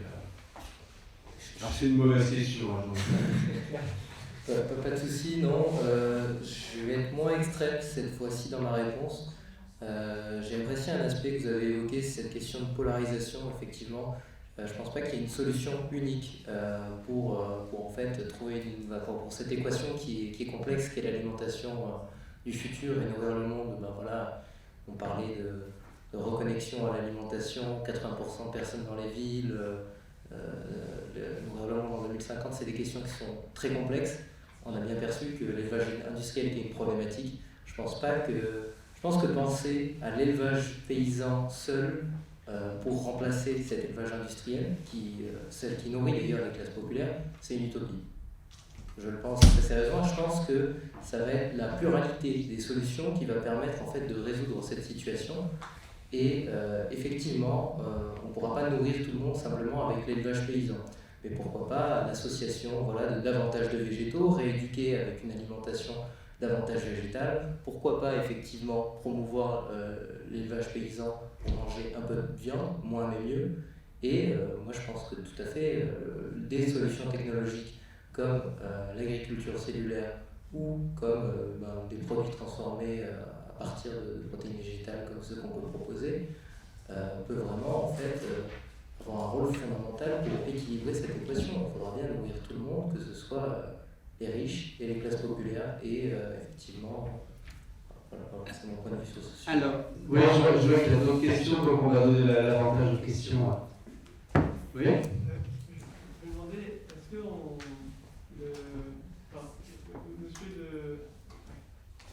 le monsieur de l'agriculture cellulaire disait qu'on va obliger les classes pauvres à être plus moraux, mais est-ce que c'est vraiment très éthique de faire des élevages cellulaires en masse de tissus animaux, de mammifères qui sont quand même pas très loin de l'homme? Ça pose pas aussi des questions éthiques? C'est-à-dire que ça pourrait donner lieu à d'autres chaînes, c'est ça? C'est quand même quelque chose qui est très proche de nous, c'est dans un environnement extrêmement contrôlé, ça peut faire un peu de... Alors là, oui, on peut parler de... Oui, Gilles Tristram. Oui, la question éthique existe. Vous avez raison de le souligner. Moi, j'ai prévu dans l'introduction d'en dire un mot, j'ai oublié. Il y a un certain nombre de combattants des approches cellulaires qui disent justement qu'aller chercher des cellules souches, mais on a le même débat pour les cellules souches pour la santé, hein, c'est un problème éthique en tant que tel. Donc c'est pas une question qu'il faut évacuer, elle existe. Et comme il y a eu un débat sur les OGM en France pour l'agriculture, il y a un débat sur d'autres voies pour obtenir des produits, ce qui n'existe pas pour ce que fait Umami, qui va composer avec des ressources végétales un produit. Mais par contre, sur ce qu'est l'agriculture cellulaire, le débat existe. Je voulais juste amener 2 points. D'abord, moi j'ai dirigé une thèse sur le surimi. Oui, j'ai dirigé une thèse sur le surimi. Oui. Non, je veux juste dire un point important. À part l'approche du chasseur que vous avez illustré pour la pêche, on peut dire qu'on est cueilleur dans un supermarché aujourd'hui ou sur un marché forain. Voilà, on va prendre le produit. Voilà. Donc si j'enlève l'approche du chasseur, personne ne paye l'alimentation au prix où elle devrait être payée aujourd'hui. Je crois qu'il faut être conscient de ça. Si on veut vraiment être juste, il faut qu'on augmente le prix qu'on est prêt à mettre sur l'alimentation. Mais si on vous dit que vous devez payer 2 fois plus cher ce que vous achetez, vous n'êtes pas d'accord. Et chaque fois qu'on fait une expérimentation, on fait des dires de consommateurs, on fait des observations, et ils disent quelque chose, et ils achètent au prix plus bas, ou au prix qu'il est acceptable. Les CSP+, si vous les prenez, vous faites la consommation de fruits et légumes, la corrélation, elle est comme ça. Il n'y a aucun problème. Voilà. Et puis la dernière réflexion, un directeur industriel d'un grand groupe m'a fait un jour dans une discussion où on débattait comme ça, je n'étais pas d'accord avec sa vision du marketing, et il m'a sorti une phrase que je garde en tête, il m'a dit « L'alimentation, c'est le luxe du pauvre ». Voilà, vous réfléchissez à ce que ça peut signifier comme réflexion, et ça rejoint la question de qu'est-ce qu'on est prêt à payer et est-ce qu'on fait quelle alimentation pour qui. Voilà, c'est une vraie question. Mais si nous, qui avons les moyens, on ne paye pas plus cher notre alimentation, on met en difficulté ceux qui ont moins les moyens de pouvoir avoir la même chose, c'est-à-dire une alimentation saine, durable, et Jocelyne a dit, et juste. Alors, une autre question, j'ai vu une main se lever ici, oui. La question, on ne parle pas du gâchis alimentaire aussi, du jetable, enfin... Alors c'est vrai qu'il y a 30% de gâchis alimentaire sur l'ensemble de la chaîne. On produit de la viande en masse et je suis végétarienne, donc ça... Mais il y a beaucoup de gâchis, enfin, dans les supermarchés, on voit des viandes jetées. Est-ce qu'on ne peut pas aussi commencer par ça aussi, résoudre ce problème du jetable? Alors... C'est très compliqué parce que ce qu'on appelle le gaspillage et les pertes, c'est pas la même chose. Le gaspillage, il est à l'échelle de votre action de consommateur qui fait effectivement, on dit 30% sur la chaîne, je crois que les chiffres, c'est une trentaine de kilos par personne et par an qui sont jetés, qui pourraient ne pas être jetés et qui pourraient alimenter. Certains utilisent ces chiffres-là pour dire qu'on peut résoudre la question de la sécurité alimentaire dans le monde si on fonctionne mieux. Voilà, moi, je doute un petit peu, mais ça donne un ordre de grandeur. À l'échelle industrielle, il y a très peu de pertes, parce que c'est industriel pour la transformation. C'est de l'ordre de 2 à 3%. Mais il y a beaucoup de recyclage, et c'est un grand enjeu, ce recyclage. À l'échelle agricole, il y a un peu plus de pertes, et plus vous allez dans les pays du Sud, plus vous avez de la perte, parce que la logistique, elle n'est pas au niveau, et qu'entre la production agricole et le moment où on va l'utiliser, la transformer, il y a une dégradation, il y a une perte. Il y a des chiffres, je ne sais pas s'ils ont jamais été fondés, mais qui annoncent 50% de perte, ce qui est considérable. Donc il faut regarder ce qu'on met là-dedans. Mais c'est vrai qu'une meilleure gestion de toute la chaîne de la production agricole jusqu'au consommateur permettrait probablement d'améliorer les questions de sécurité alimentaire. Alors un complément par... Parce que je pense à quelque chose que j'ai vu récemment, il y a ce que vous dites effectivement, mais il y a aussi ce que génère comme gâchis, par exemple l'abattoir industriel, la production industrielle. Il y a une partie énorme de l'animal qui ne sert pas, qui part à l'équarrissage. Il y a quelque chose moi qui me choque parce que j'ai été éleveuse, c'est le gâchis des peaux d'animaux. Par exemple, j'étais récemment dans un abattoir où on était abattu des brebis quand j'étais, des moutons. un énorme tas de pots. Je leur ai demandé, mais qu'est-ce que vous allez en faire? Des belles pots comme moi j'en faisais Annie quand j'étais éleveuse, voilà, qui sont... on peut faire plein de choses magnifiques avec des pots d'animaux. Et il m'a dit, mais ça va, les caressages, ça ne me vaut rien. Mais ça, c'est du gâchis, et ça fait mal au cœur. Parce qu'il y a une revendication en élevage des éleveurs avec qui je travaille, et qui par exemple, conduit à l'abattage à la ferme, etc., à ne pas gâcher, justement, à ce que l'animal soit mort, ok, pour ça, on est éleveur, on assume, mais qu'il n'y a rien de perdu, que cet animal ne soit pas mort pour rien, ni pour ci, ni pour ça. Et alors, la peau, là, ça fait pitié. On peut faire plein de choses. On pourrait faire plein de choses et rendre justice à l'animal. Voilà, ne pas acheter. Parce que du coup, effectivement, voilà, le sens de la relation à l'animal et le sens de la mort donnée à l'animal, il est altéré par ce gâchis. Il y a en France des charcuteries industrielles qui sont autonomes en énergie et qui fournissent de l'énergie au réseau électrique. Donc ça leur coûte zéro parce qu'elles brûlent les graisses et qu'en le gérant bien, ils ont une autonomie complète énergétique. Donc ça, c'est un point important. Et puis l'autre élément, pour aller dans le sens de ce qui vient d'être dit, tous les coproduits de la filière alimentaire sont des chaînes carbonées. Et tous ces coproduits, avec tout un tas d'autres molécules... Des chaînes carbonées. Carbonées, oui, avec des carbones, et puis toutes les molécules qu'on trouve dans la filière pétrole. Donc vous avez toute une voie de valorisation compétitive de la voie pétrole qui existe. C'est ce qu'on met dans la bioéconomie. C'est comment on va faire que les coproduits issus d'un traitement à finalité alimentaire vont être une alternative à autre chose. Et dans les coproduits animaux, il y a énormément de valorisations qui sont possibles. Et on n'a certainement pas exploré une très grande partie de tout ça. Donc ça, c'est un grand enjeu. Mais ça se passe à l'échelle industrielle. Alors, pour que ça soit intéressant économiquement. Est-ce qu'il y a de nouvelles questions? Alors oui, tout en haut peut-être? Vous n'avez pas encore posé de... Non, pas encore. Alors c'était plus orienté vers Vous pouvez lever votre masque parce que vous êtes très loin de nous, hein, n'hésitez pas. C'était plus orienté vers l'agriculture cellulaire. Et un sujet qui a été évoqué un petit peu avant, c'était aussi justement le transport des animaux et tout ça. Et la question c'est du coup, c'est quoi à peu près l'installation, la taille minimum d'installation, dans le sens où c'est vrai que pour vivre à la campagne à côté d'un élevage de poulets et tout ça, on va demander à des gens en ville à Paris d'avoir ça. Est-ce que pour le coup, une installation d'agriculture cellulaire, on pourrait envisager d'avoir ça de manière, on va dire, presque hyper locale, dans chaque arrondissement de Paris ou je ne sais où, et du coup de minimiser les trajets et d'acquérir de l'autonomie alimentaire qu'on n'aurait pas forcément envie. Alors oui, c'est vrai que là, le Covid a rebattu les cartes un peu sur on réindustrialise, on recrée des entreprises, on relocalise. Alors ça va un peu plus loin la question.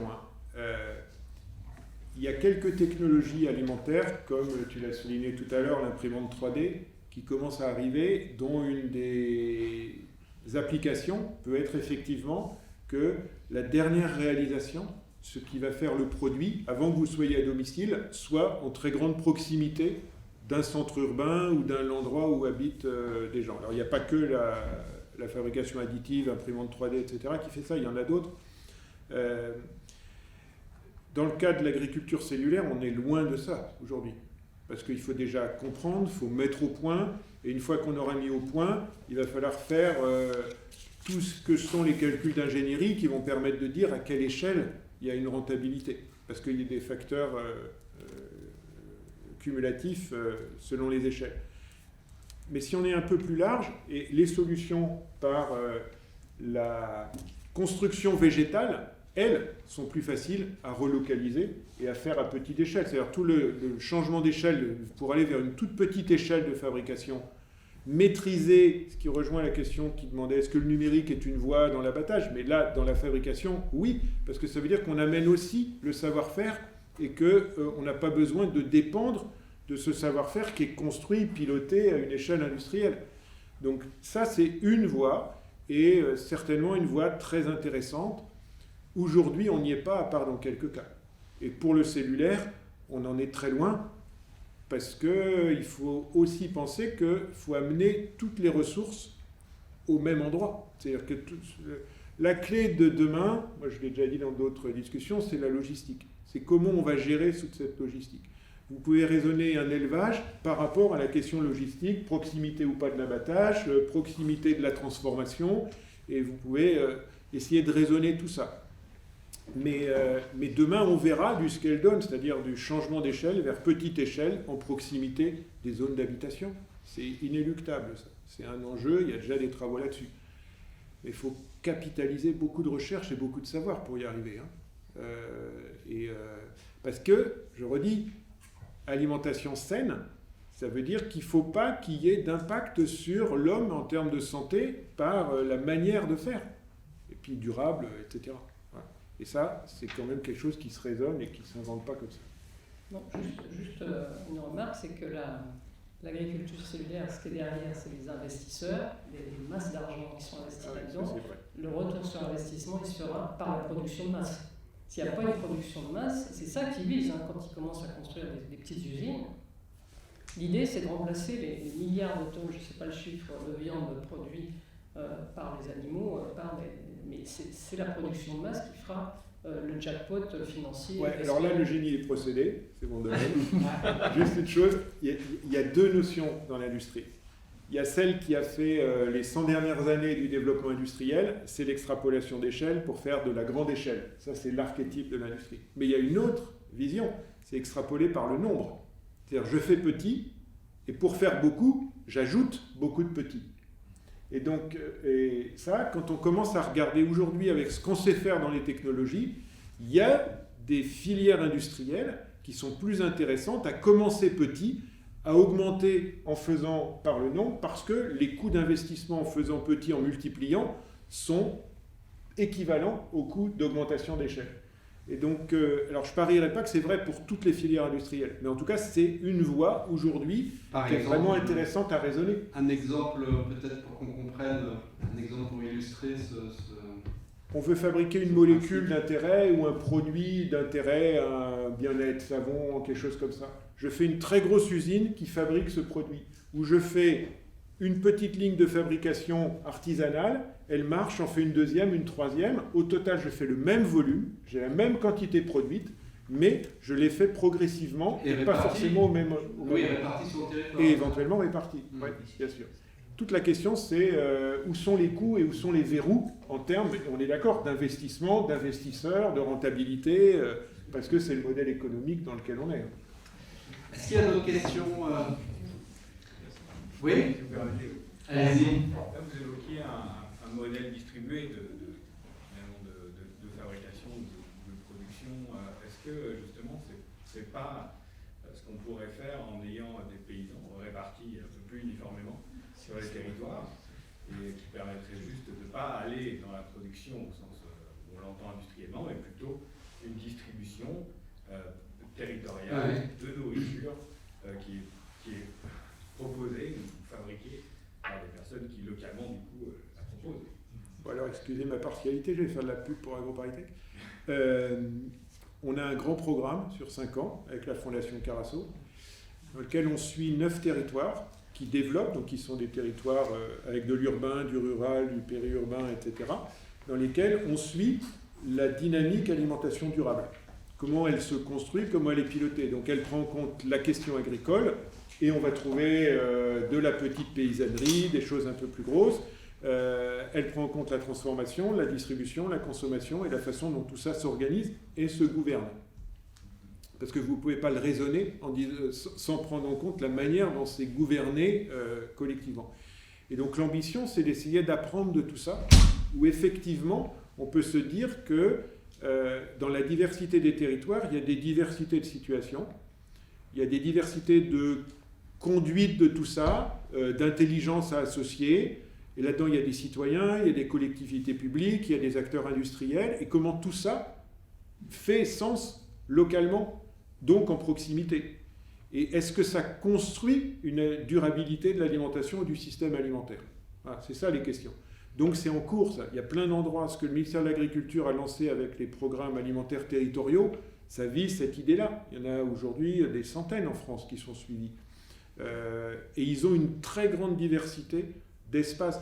C'est pas pareil quand vous allez regarder un système alimentaire territorial en zone de montagne ou quand vous êtes en zone de plaine ou quand vous êtes en zone périurbaine. Vous avez forcément des différences. Et donc il y aura des bonnes réponses quelque part et puis il y en aura peut-être qui ne s'appliqueront pas à d'autres endroits. Alors je cite un complément de réponse. C'est-à-dire, je voudrais souligner, par rapport justement à ce fil historique de prise en main des rapports de travail avec les animaux de ferme par l'industrie et du phagocytage de l'élevage par l'industrie, que les éleveurs paysans aujourd'hui, c'est des survivants. Et des survivants qui ont de plus en plus de mal à survivre. Là, je pourrais donner plusieurs exemples, mais par exemple, la crise sanitaire à propos des volailles, la grippe aviaire, etc., biosécurité. Je reçois des mails et j'ai des coups de téléphone d'éleveurs qui me disent mais qu'est-ce que je fais je vais être obligé d'abandonner. Et je pense qu'il y a plein d'éleveurs qui sont en train d'abandonner à cause, Alors les cochons, il faut les enfermer, il faut mettre des barrières, double barrières comme dans les prisons, là, avec un sas ici, un truc qui pulvérise complètement la relation de travail avec les animaux. Les volailles, c'est pareil. Là. Actuellement, il y a eu un arrêté, il faut les enfermer. Donc, on va acheter des volailles plein air qui vont en fait avoir été enfermées. Ça, je pense que les gens ne sont pas au courant, ça ne va pas être marqué sur l'étiquette. Donc, il y a une tension sur l'élevage paysan, mais qui n'est pas récente, puisque c'est ce que je disais, c'est un rapport de force quand même. Il faut bien se rappeler que l'élevage paysan, il est dans un rapport de force avec l'industrie, et le rapport de force est complètement évidemment inéquitable par rapport au fait que l'industrie, c'est une alliance avec l'État, c'est une alliance avec l'argent, c'est comme se prépare l'agriculture cellulaire exactement sur le même modèle. Et que donc ces paysans, ils ne vont pas survivre comme ça. Et actuellement, on peut le constater avec ces décisions-là. La biosécurité, c'est un cadeau au système industriel, quoi. Que ce soit les systèmes industriels porcins de volailles. C'est deux systèmes pourris, qui sont vraiment les plus pourris dans la relation à l'animal. Et c'est eux qui sont favorisés par toutes les décisions administratives actuellement. Et donc, si on veut de l'élevage paysan, il faut le défendre. C'est ça que je veux dire. Ce que vous proposez, bien évidemment, ça fait 10 000 ans qu'on vit comme ça. Ça fait 10 000 ans qu'il y a de l'élevage paysan. Ça fait 10 000 ans que les gens mangent. Et s'ils ne mangent pas, c'est parce qu'il y a des guerres, c'est parce qu'il y a des conflits, etc. C'est pas faute de savoir produire. Mais donc, bien sûr qu'on pourrait le faire. Bien sûr qu'on pourrait. Seulement, c'est des choix politiques. Et ceux qui sont prêts actuellement, ils sont juste à l'inverse. Voilà. J'ai juste remarqué que vous avez utilisé gouvernance à la place de management, et ça m'intéresse grandement. Vous avez dit ça, et pour rejoindre ce que vous disiez, c'est clairement ce que j'entendais amener, c'était qu'on avait déjà fait ça, et que c'était faisable, et pourquoi on industrialise les process. Pour quelle raison? Alors c'est pour vous donner un complément, et puis après je vais vous donner une anecdote. La très grande qualité du système alimentaire français, c'est qu'il est sûr au plan sanitaire. Voilà. Donc, toute la question, c'est est-ce qu'on veut garder cette sûreté ou est-ce qu'on est prêt à déroger à certaines dimensions et accepter des risques? Voilà, c'est une question de société, ça. Mais ce qui s'est construit dans ce qu'on met dans le système industriel, j'inclus là-dedans des dimensions qui sont liées à la production agricole, c'est vraiment une sécurité sanitaire de toute la chaîne. Et une des choses que pilote l'État, c'est ça. C'est une garantie qui est attendue par le consommateur. Aujourd'hui, je ne connais pas grand monde qui accepterait de prendre un risque en consommant un aliment. Voilà. Je vous donne une anecdote pour montrer cette notion. J'ai vu une photo un jour, elle doit exister quelque part, je ne l'ai pas conservée, mais la ville du Caire, une photo d'immeuble, et on voit une vache qui est au premier ou au deuxième étage. Le pourquoi, c'est parce qu'en arrivant dans la ville, le paysan qui s'est retrouvé chassé pour arriver en ville, il a amené sa culture, et sa culture c'est d'avoir sa vache, et c'est une richesse fantastique, et donc il vit avec. Voilà. Donc c'est un joke, mais n'empêche que c'est une vraie interrogation l'élevage paysan, la petite ferme, etc., elle a besoin de conditions pour la ferme pédoclimatique qui permettent de faire les cultures qu'on veut faire, pour l'élevage d'avoir un certain nombre d'éléments, puis on traite les effluents, etc. C'est évident qu'on ne va pas mettre ça en ville demain, parce qu'on ne sait pas faire avec, même si ça a existé au sein des villes pendant longtemps. Moi, en face de chez moi, quand j'étais petit, il y avait encore des poules, des lapins, et voilà. Mais aujourd'hui, vous prenez Paris, vous prenez ici, ici il y en a encore quelques-unes pas loin, mais c'est vrai que ça a tendance à se repousser. Est-ce que ça va revenir? Moi je redis, je suis convaincu que les réponses sont dans la diversité. Et le fait qu'on va être capable d'avoir cette diversité qui va exister et qui apporte des diversités de réponses. Et au passage, on ne l'a pas dit, c'est une condition de résilience très forte face à toutes les pressions, tensions, contraintes, transitions face auxquelles on est. Donc construire cette résilience, l'agriculture l'a bien fait, l'industrie l'a mal fait, mais il faut être capable de le raisonner globalement, et là aussi de le gouverner. Ça, c'est pas si facile que ça, en maintenant toutes les qualités qu'on attend. Alors, est-ce qu'il y a peut-être une dernière question? Oui. Donc déjà, merci pour toutes vos réponses jusqu'ici. Ma question, elle vient vraiment, elle vient questionner vraiment cette, ça revient un petit peu avec Hugo Dupuis. C'est concernant la différence qu'on a entre le biomimétisme et le fait de travailler avec la nature et d'aller dans le sens de la nature. Et en fait, ici, j'aimerais poser ma question un petit peu sur 3 axes. Le premier axe, c'est dans de nombreuses traditions, on voit que la consommation de viande, elle n'a rien à voir avec celle qu'on a aujourd'hui. C'est-à-dire, on n'a pas juste un carré dans notre assiette qui ressemble à quelque chose de tout à fait agréable, et on allait chasser directement l'animal, on savait ce que ça représentait. Ça, c'est la première chose. La deuxième chose, c'est que si on va dans des choses qui, dans des synthétisations de nourriture, on commence à fabriquer des choses qui, à la base, vous parliez de vectorisation tout à l'heure, où la question de l'assimilation par le corps humain, l'assimilation de la bienfaisance pour le corps humain, elle se pose quand même. Et le troisième point, c'est que justement, peut-être en renonçant au biomimétisme et en allant dans le sens de la nature, de la même manière qu'au lieu de construire des transformateurs de carbone ou des capturateurs de carbone, si on laissait les forêts telles qu'elles étaient, peut-être que ça serait un petit peu mieux. Peut-être s'intéresser d'autant plus à l'abondance que peut nous donner la nature. Je prends par exemple l'exemple de la ferme du Cléquémois, comme Agro-Paristek a fait des études sur la rentabilité de la permaculture qui sont assez parlantes pour l'instant. Et justement, on se rend compte que la nature a une abondance à donner. Et justement, face à cette abondance, ma question, pourquoi fuirait-on vers un biomimétisme qui est certes gage de contrôle de la part de l'humain, mais qui peut-être s'éloigner d'une abondance qui nous serait très profitable sur beaucoup de temps. Alors, qui a envie de répondre à cette... Alors, est-ce que c'est une question ou est-ce que c'est des réflexions sur le débat? C'est plutôt des réflexions et invite à avoir votre opinion là-dessus, parce que ça un peu aussi... Alors, je vois que j'ai Tristram. C'est...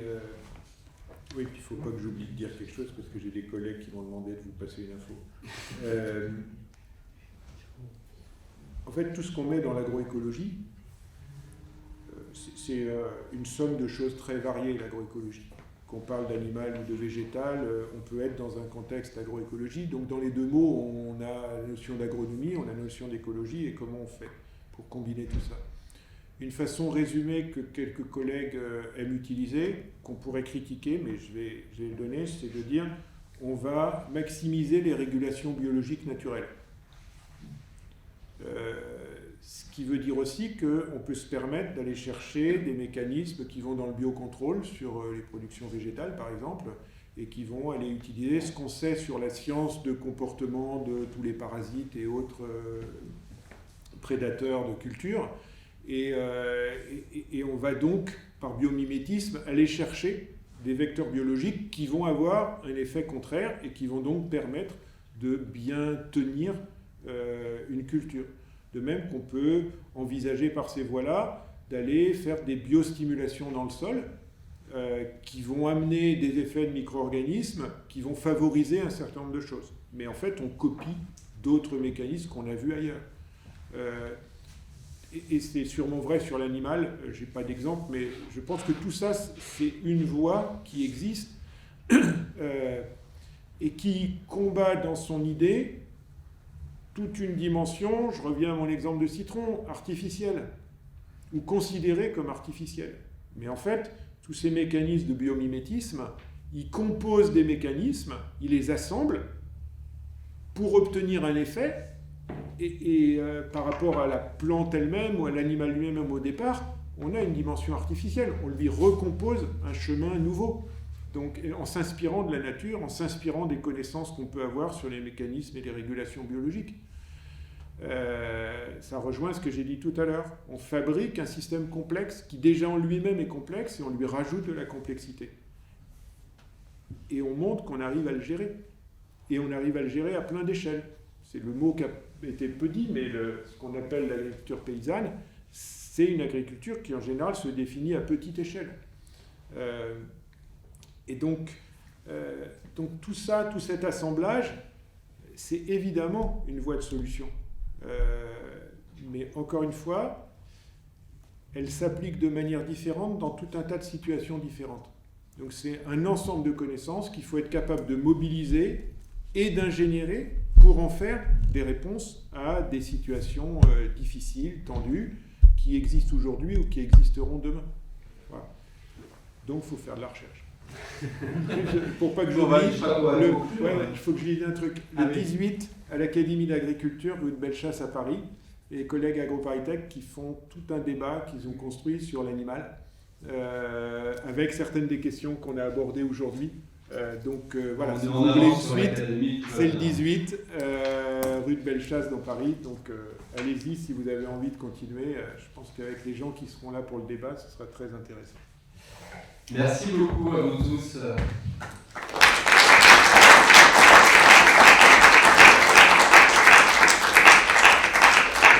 Merci à l'ENS aussi de nous avoir accueillis aujourd'hui, à la scène de recherche de l'ENS et puis aussi au 104 d'avoir organisé une partie de tout ça. Merci à Lucas qui a filmé ce soir, donc vous allez pouvoir retrouver la vidéo sur le site YouTube d'AgroParisTech. Voilà. Et merci beaucoup. Bonne soirée. Merci Jean-Luc.